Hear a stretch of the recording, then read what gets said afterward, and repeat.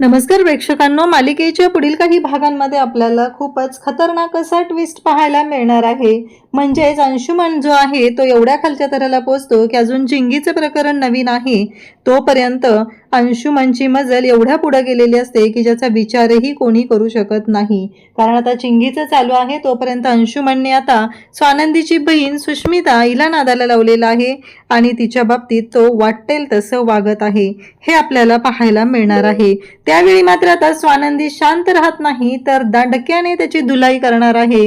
हे सगळं कशा पद्धतीने होणार ते आपण डिटेलमध्ये पाहणार आहोत। त्यासाठी व्हिडिओ शेवटपर्यंत पहा। त्याचबरोबर चॅनलवरती नवीन असाल तर चॅनलला नक्की सबस्क्राईब करा।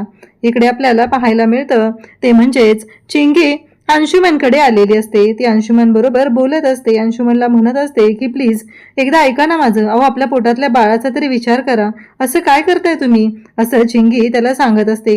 अंशुमन म्हणत असतो की नकोच आहे मला, ते बाळच नकोय, कारण ते बाळ आहे ना तुझ्या पोटात वाढतंय ना, हाच त्याचा गुन्हा आहे, हाच त्याचा दोष आहे, असं म्हणत अंशुमन आता चिंगीला दोष देत असतो।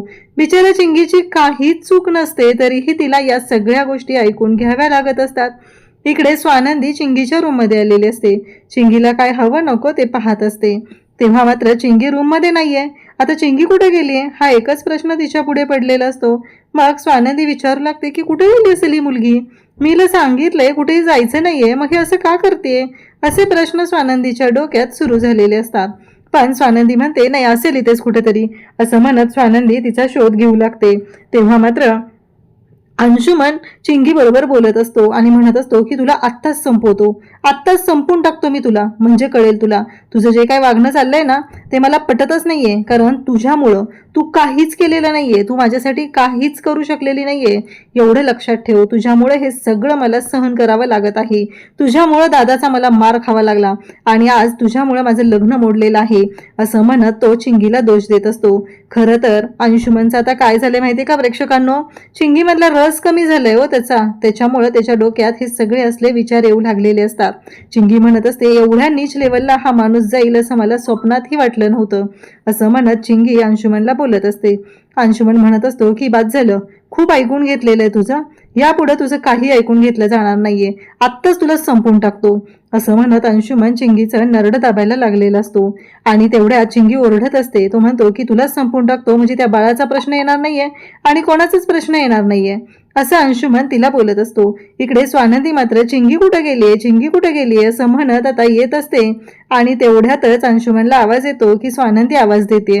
अंशुमन म्हणतो की आता ही काय करते इथं, ही कशाला आलेली आहे आणि त्याचबरोबर हे सगळं काय झालंय, असे अनेक प्रश्न पडलेले असतात। आणि तेव्हा मात्र आता अंशुमन चिंगीचा गळा दाबत असतो आणि तोपर्यंत स्वानंदी आता तिथं पोहोचते। जेव्हा स्वानंदी तिथं पोहोचलेली आहे तेव्हा मात्र अंशुमन कावराबावरा होतो, त्याला कळायचं बंद होतं हे सगळं काय होऊन बसलंय। आता मात्र त्याने एकच ठरवलेलं असतं आणि त्याचबरोबर हे सगळं जेव्हा घडत आहे तेव्हा मात्र स्वानंदी म्हणते की चिंगी मला सांगितल्याशिवाय तू आता अंशुमनच्या रूममध्ये जायचं नाही, असं स्पष्टपणे स्वानंदीने सांगितलेलं असतं। आता मात्र स्वानंदीला इकडे मंदाचा फोन येतो। मंदाची किरकिर स्वानंदीच्या मागे सुरूच असते। तेव्हा आजी म्हणतात काय झालं, स्वानंदी म्हणते ते काय नाही, नेहमीच आहे तिचं, बाकी काही नाहीये, असं स्वानंदी स्पष्टपणे सांगते। तेव्हा आजी म्हणतात की ठीक आहे। त्यानंतर इकडे आपल्याला पाहायला मिळतं ते म्हणजे आजी म्हणत असतात की अगं नंदू मला काय वाटतंय माहिती का, जरा आपण बाकीच्या गोष्टींचा पण विचार करूया। मल्लिका तेवढ्यात तिथे त्याने म्हणते आई काय करायचं ठरवलंय तुम्ही अंशूच्या बाबतीत, एवढा मोठा निर्णय नका ना घेऊ, तुम्हाला माहिती आहे ना त्याची काय चूक आहे या सगळ्यामध्ये। स्वानंदी म्हणते त्याचीच तर चूक आहे। तर इकडे मल्लिका म्हणत असते की माझ्या मुलाला हे सगळं सहन करावं लागत आहे। तेव्हा मात्र स्वानंदी म्हणते तुमच्या मुलाला सहन करावं लागतंय म्हणजे त्याच्यावर अन्याय होतोय, म्हणजे अहो त्या मुलीच्या पोटात बाळ वाढतंय, एक बाई असून तुम्ही असं कसं बोलू शकता, असं स्वानंदी तिला सांगत असते। तेव्हा मात्र मल्लिका म्हणत असते की माझ्या मुलाने काय सफर करायचं त्या मोलकर्णी बरोबर। स्वानंदी म्हणते तिच्या बरोबर करून सवरून हे सगळं सुरू झालंय, तेव्हा नाही त्याला लाज वाटली, आता त्याला लाज वाटते का, असं स्वानंदी स्पष्टच बोलत असते आणि ती मात्र अजिबात ऐकून घेत नसते।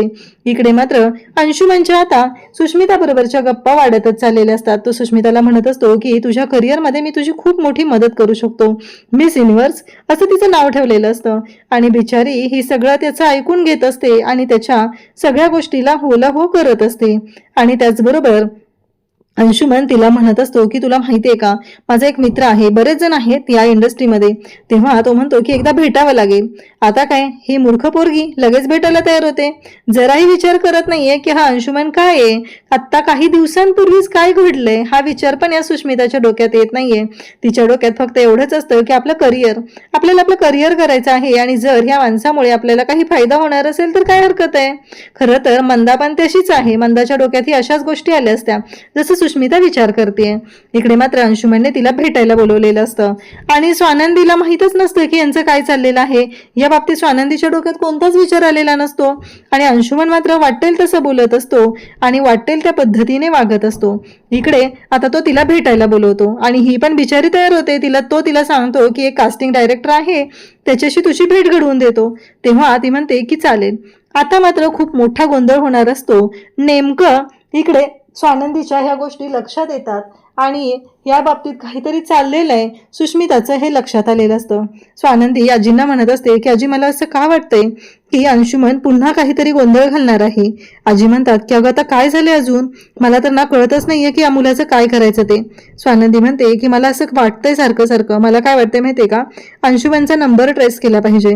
आणि जेव्हा आता स्वानंदी सगळ्या परमिशन घेते आणि अंशुमनचा नंबर ट्रेस करते, त्यासाठी ती आनंदची मदत घेते, आणि तेव्हा तिला कळतं की अंशुमनचे सुष्मिताशी कॉल वाढलेले आहेत.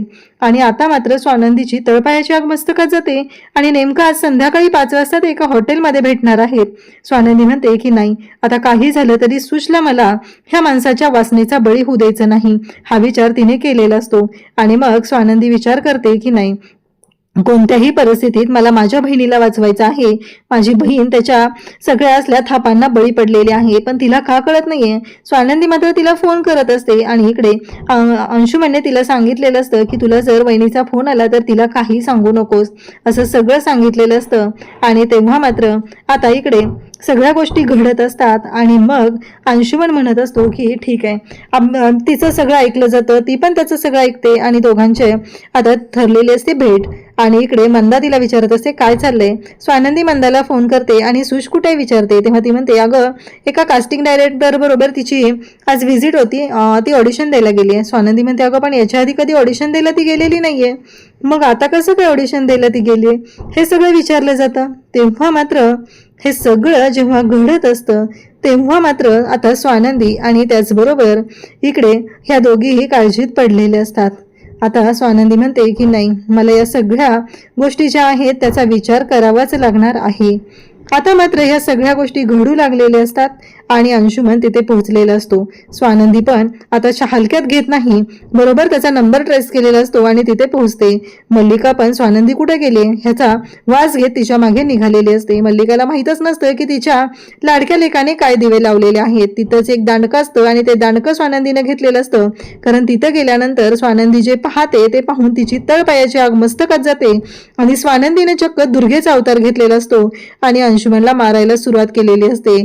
तेव्हा स्वानंदीच्या समोर जे दृश्य असतं, आणि इकडे सुष्मिता मात्र रडत असते. तिला कळतच नसतं की हे सगळं काय होतंय, कारण या माणसाने आपल्याला भेटायला बोलवतं आणि हा माणूस माझ्याबरोबर काय करतोय, असे अनेक प्रश्न तिला पडलेले असतात. आणि तेव्हा मात्र स्वानंदीने आता तिला दाखवून दिलेलं असतं की तू कोणावरही विश्वास ठेवून काही करणार आहेस का, तुला करिअर करायचं हे मला माहिती आहे, पण असल्या सगळ्या गोष्टींना बळी पडायची गरज नाही, असं स्वानंदीने तिला स्पष्ट सांगितलेलं असतं. आणि अंशुमनची मात्र वाट लावलेली असते. अशाच अपडेटसाठी चॅनलशी कनेक्ट राहा. थँक्यू.